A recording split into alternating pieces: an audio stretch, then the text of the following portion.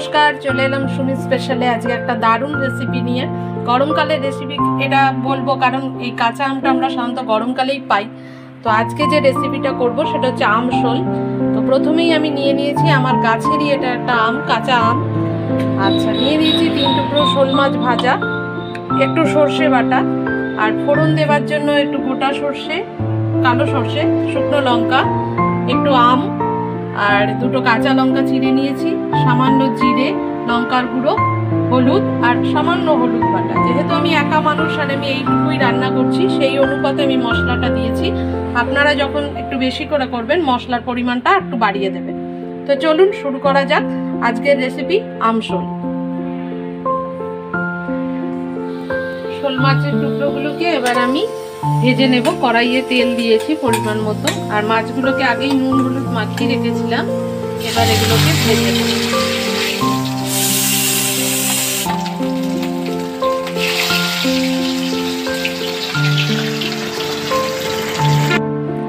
এবার আমি যে মশলার উপকরণগুলো নিয়েছিলাম, একটু আদা বাটা, হলুদ গুঁড়ো, লঙ্কার গুঁড়ো, জিরের গুঁড়ো, এক সামান্য লবণ আর একটু জল দিয়ে একটা পেস্টের মতো বানিয়ে নিয়েছি।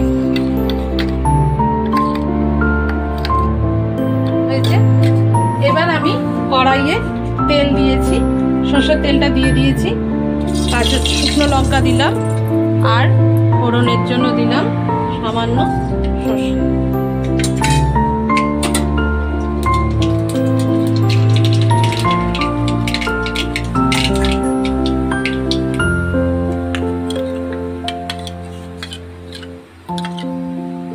এবার দিয়ে দিচ্ছি ওই মশলার পেস্ট।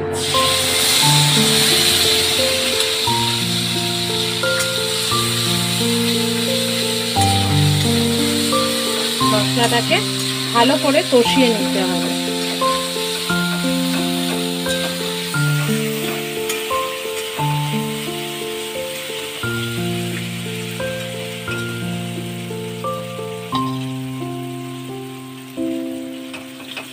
মশলাটা কষানো হয়ে গেছে, এবার আমি অল্প পরিমাণ জল দিয়ে দেব।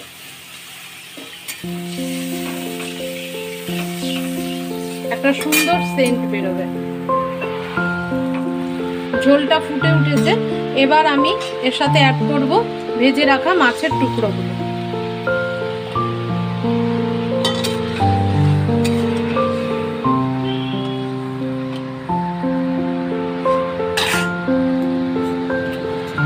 এবার দেব কাঁচা আমের টুকরোগুলো। আমি একটু অল্প পরিমাণেই দিয়েছি যেহেতু আমার মাছের পরিমাণটা কম। আর দিলাম দুটো কাঁচা লঙ্কা, এটা আমার গাছেরই লঙ্কা।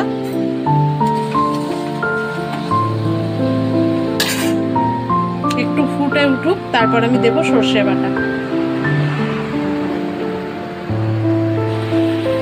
মাছের ঝোলটা ফুটে উঠেছে, এবার আমি দিয়ে দিচ্ছি এর মধ্যে সর্ষে বাটাটাকে আমি একটু জল দিয়েছি যাতে নিচে খোসাগুলো ভিজিয়ে যায়, কারণ ওটাতেই একটু অ্যাসিডিটি প্রবলেম হয়। তো দিয়ে দিচ্ছি এবার সর্ষে বাটার জলটা।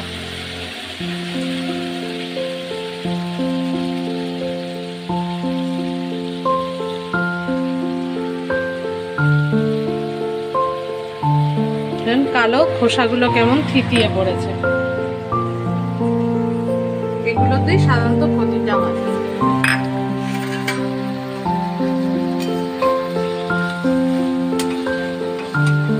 এবার একটু উল্টে পুল্টে নিলেই ব্যাস রেডি আমশোল।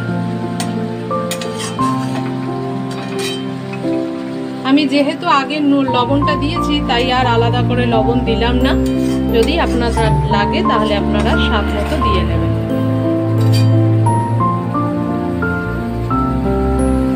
আমশোল রেসিপিটা রেডি। এবার আমি এতে অ্যাড করব একটু কাঁচা সর্ষের তেল, যাতে আরও গরম ভাতে টেস্টি লাগে, একটু ঝাঁঝ লাগে।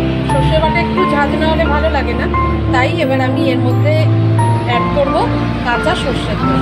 রেসিপি তো রেডি। এবার একটা কথা বলি, যারা অনেকেই আছেন যারা শোল মাছ খান না, তারা এটা একই পদ্ধতিতে মোরলা মাছ দিয়েও করতে পারেন, সেটাও দারুণ টেস্টি লাগে। তবে এটা খেয়ে দেখবেন, আশা করি ভালো লাগবে। যদি ভালো লাগে তাহলে অবশ্যই আমাকে কমেন্টস করে জানাবেন যে কেমন লাগলো। আর যারা আমার নতুন বন্ধু আছেন তারা অবশ্যই চ্যানেলটাকে একটু সাবস্ক্রাইব করে দেবেন।